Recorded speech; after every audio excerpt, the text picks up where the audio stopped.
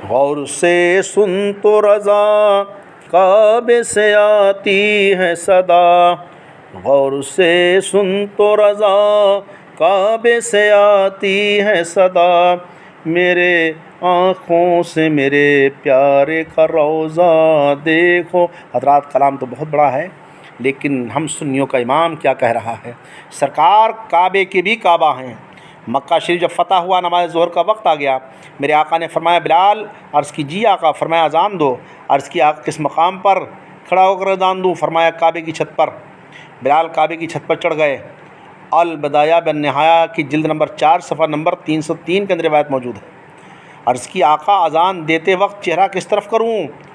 کیونکہ میں نے مدینہ شریف اذان دی، منہ کعبے کی طرف کیا، بدر میں اذان دی، چہرہ کعبے کی طرف کیا، حنین میں اذان دی، چہرہ کعبے کی طرف کیا، جنگلوں میں اذانیں دی، چہرہ کعبے کی طرف کیا، سفر میں اذان دی، چہرہ کعبے کی طرف کیا، لیکن اے سلطان کائنات، آج آپ نے بلال کو کعبے کی چھت پر چڑھا دیا ہے، آج چہرہ کس طرف کروں؟ میرے نبی مسکرا پڑے، فرمایا بلال، پہلے جہاں بھی اذان دی چہرہ کعبے کی طرف کیا تھا، آج کعبے پر کھڑے ہو کر اذان دے رہے ہو، چہرہ آج جو کعبے کا بھی کعبہ ہے اس کی طرف کر کے کھڑے ہو جاؤ۔ سبحان اللہ۔ مطلب کیا؟ چہرہ آج محمد کریم علیہ السلام کی طرف کر لو۔ سبحان اللہ۔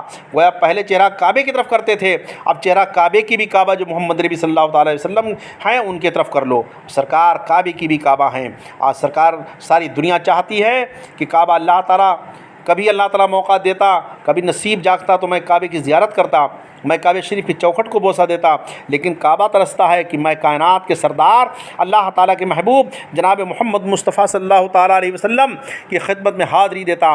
حضرت علامہ شاہ عبدالعزیز محدث دہلوی رحمۃ اللہ تعالیٰ علیہ تفسیر عزیزی میں یہ بات درج فرماتے ہیں کہ سرکار مدینہ سرور قرب و سینہ مجسم رحمہ صلی اللہ تعالیٰ علیہ وسلم کہ جلیل القدر صحابی حضرت جابر بن عبداللہ رضی اللہ تعالیٰ عنہ فرماتے ہیں کہ میں حضور علیہ الصلوۃ والتسلیم کے ساتھ تھا، میرے آقا علیہ الصلوۃ والتسلیم نے فرمایا میرے صحابہ عرض کی جی آقا، فرمایا جب قیامت کا دن ہوگا، محشر برپا ہوگی، ساری نسل انسانی اللہ تعالیٰ کی بارگاہ عالیہ میں حاضر ہوگی، تو سب سے پہلے اللہ تعالیٰ کے چند مقدس فرشتے کعبہ معظمہ کے پاس آئیں گے، کعبہ شریف کو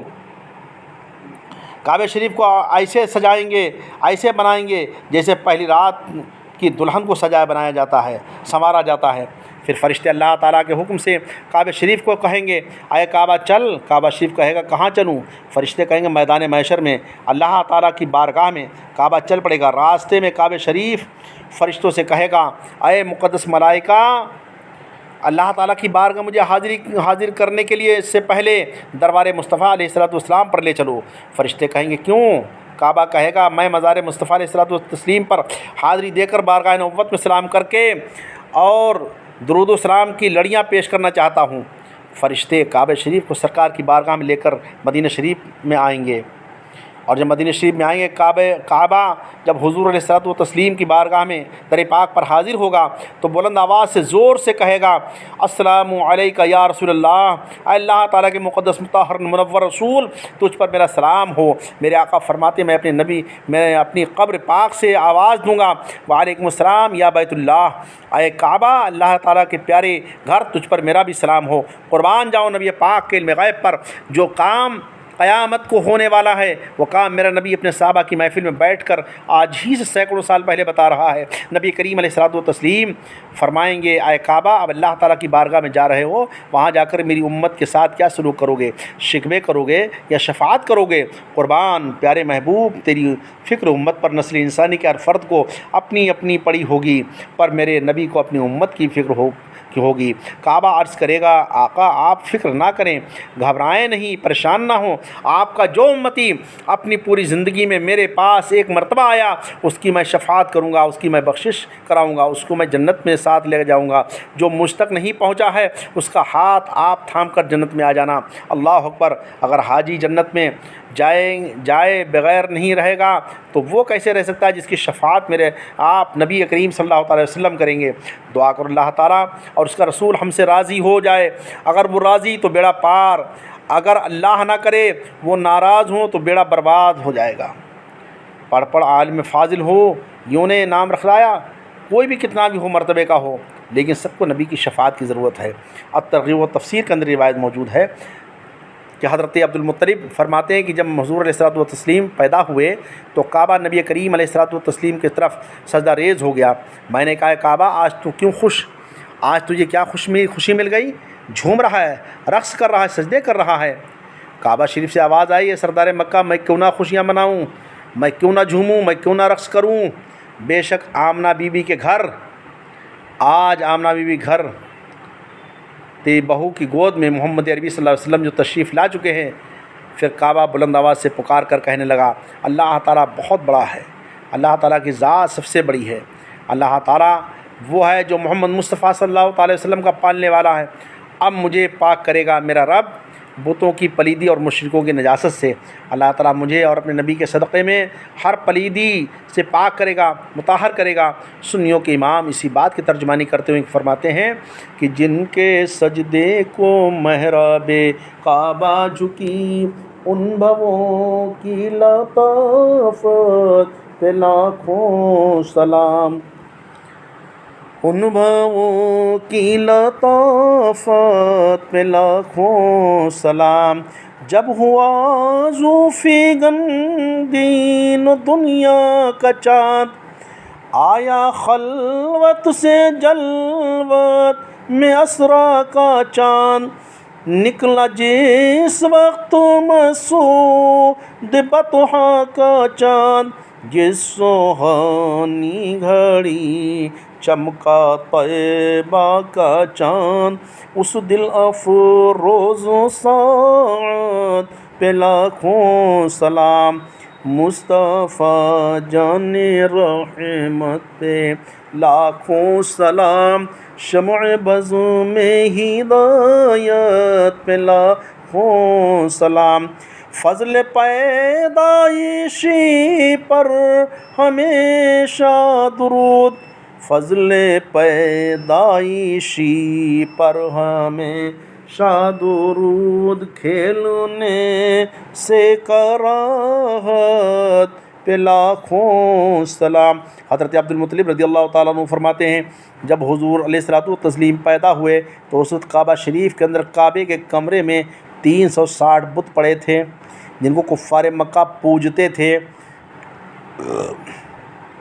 جن سے دن رات عبادت کی جاتی تھی۔ جن کی کوئی لکڑی کا تھا، کوئی لوہے کا تھا، کوئی پیتل کا تھا، تو کوئی چاندی کا تھا، کوئی سونے کا تھا، تو کوئی ہیرے جواہرات کا تھا۔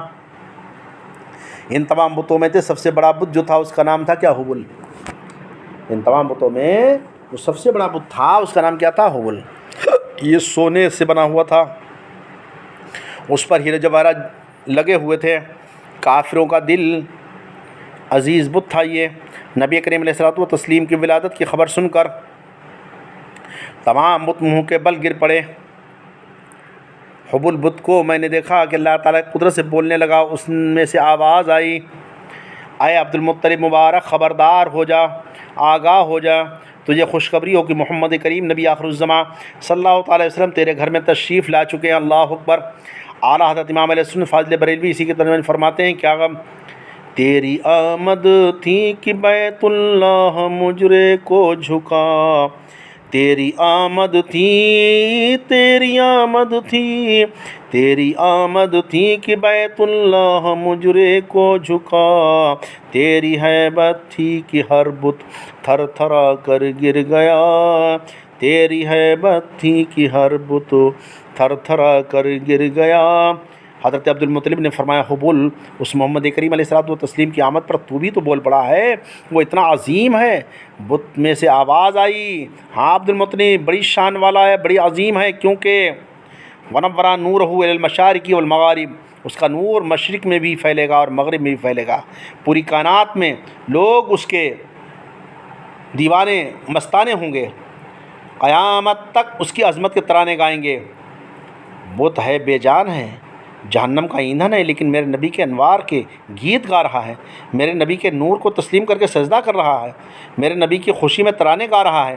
کتنے بد نصیب ہیں وہ لوگ، کتنے کم ظرف ہیں وہ بندے جو کلمہ بھی پڑھتے ہیں، نبی کی نورانیت کے بھی منکر ہیں، نبی کے انوار و تجلیات کے بھی منکر ہیں۔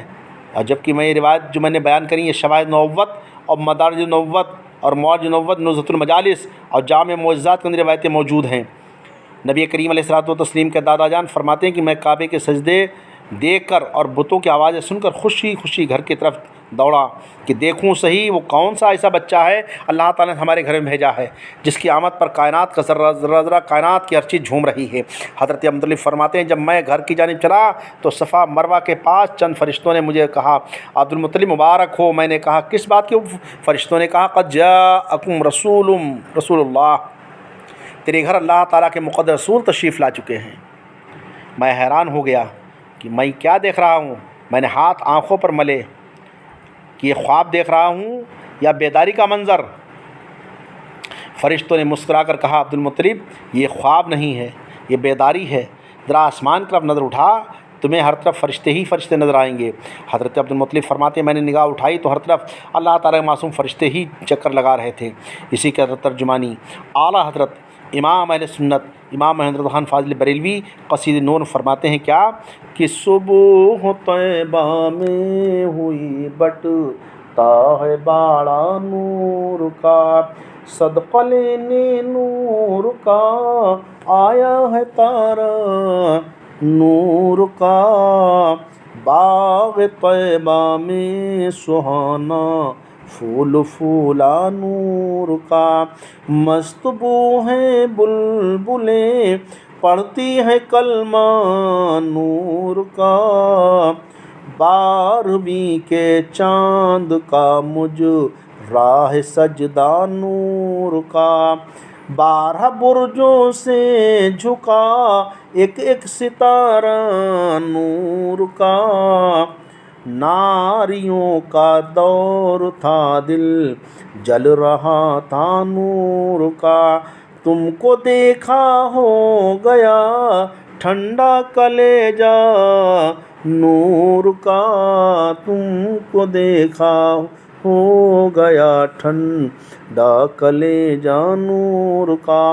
حضرت عبدالمطلب فرماتے ہیں کہ جب میں نے اپنے مکان کے قریب گیا تو میں نے کیا دیکھا کہ پرندے میرے گھر کے ارد گرد چکر کاٹ رہے ہیں، میرے مکان سے کستوری اور عنبر کی خوشبو آ رہی ہے، اور ایک منور چہرے والا انسان ہاتھ میں تلوار لیے میرے گھر کے دروازے پر سامنے کھڑا پہرے دے رہا ہے۔ میں بڑا حیران ہوا یہ پہرے دار کون ہے، کہاں سے آیا ہے، کیوں کھڑا ہے؟ حضرت عبدالمطلب نے اس پہرے دار سے پوچھا من انتا، جناب من آپ کون ہیں، میرے گھر پہرا کیوں دے رہے ہیں؟ اس پہرے دار نے آگے سے جواب دیا بابا جی آپ کون ہیں؟ مجھ سے سوال کرنے والے آپ نے فرمایا میں اس گھر کا مالک ہوں، میرا نام عبدالمطلب ہے، میں مکہ کا سردار ہوں۔ پہرے دار مسکرا پڑا، کہنے لگا اچھا آپ ہیں عبدالمطلب؟ فرمایا ہاں۔ اچھا آپ کون ہیں؟ پہرے دار نے جواب دیا انا ملک من الملائکۃ علیہ السلام، حضور میں اللہ تعالیٰ کے مقدس فرشتوں میں سے ایک فرشتہ ہوں، آسمانوں کا باسی ہوں، آسمانوں کا مکی ہوں۔ خالق کائنات نے میری ڈیوٹی لگائی ہے کہ میں آپ کے مکان کا پہرا دوں تاکہ کوئی عام انسان اندر نہ چلا جائے۔ فرمایا کیوں؟ فرشتے نے فرمایا اس لیے کہ آج آپ کے گھر پہ آج آپ کے مکان میں رب عزت و جل کا محبوب سدرہ کا راہی ابراہیم علیہ السلام کی دعا، حضرت عیسیٰ علیہ السلام کی بشارت تشریف لا چکی ہے۔ آسمانوں کے فرشتے رب کائنات کے ماہی کی زیارت کر رہے ہیں، ادھر فرشتے زیارت کر رہے ہیں، ادھر آوازیں آ رہی ہیں۔ کون سی آواز آ رہی ہے؟ کون سی آوازیں؟ شاعر مشرق ڈاکٹر علامہ اقبال نے ایک بات کہی ہے ندائی دریچے کھول دو ایوانی قدرت کے، نظرہ خود کرے گی قدرت شائن قدرت کے۔ حضرت عبدالمطلب فرماتے ہیں کہ جب میں حضور علیہ السلام کی زیارت کرنے کے لیے مکان میں داخل ہوا تو سرکار ریشمی لباس میں ملبوس تھے، چہرے سے انوار الہی کے تجلیات پھوٹ رہے تھے، فرشتے زیارت کے لیے آ رہے تھے اور میں گنتی نہیں کر سکتا تھا کتنے فرشتے آ رہے ہیں۔ جامع المعجزات اور مولود العروس نصرت الواعظین کا روایت موجود ہے۔ میں قربان جاؤں اس کلی پر، اس کمرے پر جس کے اندر رات غور کیجئے، یہاں پر سمجھنے کی بات یہ ہے